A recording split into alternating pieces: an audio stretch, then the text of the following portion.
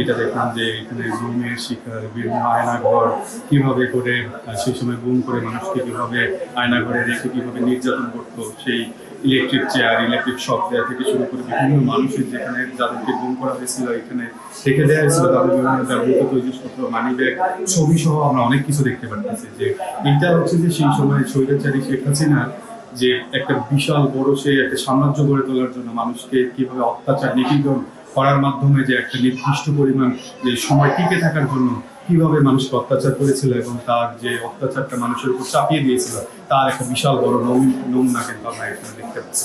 মতবাদ হলো যে তিনি আসলে যতটুকু যেভাবে বলতেছে এটা আওয়ামী লীগকে উজ্জীবিত করার জন্য, কিন্তু এটা আসলে সম্ভব না। এখনো দেশের মানুষ জুলাই চেতনাকে বা এটাকে এখনো ভুলে যায়নি, এখনো ভুলে যায়নি। এখন আসলে যে কোনো সময় তিনি গ্রেপ্তার হবেন এবং সেইটা তার ওই গ্রেপ্তারের মাধ্যমে তার একটা বিচারের আওতায় নিয়ে আসা হবে। আমি মনে করি সেগুলো এটা ফাঁকা আওয়াজ এবং সেটা তাদের আওয়ামী লীগ, ছাত্রলীগ বা যুবলীগ এদেরকে উজ্জীবিত করার জন্য এইটা, তাছাড়া আর কোনো কিছুই না। এটা এখনই কোনোভাবেই তিনি দেশে আসতে পারবেন না। আসলেও তিনি কোনোভাবে যদি চুরি চামারি করে দেশে আসেন এবং তিনি বিচারের সম্মুখীন হবে।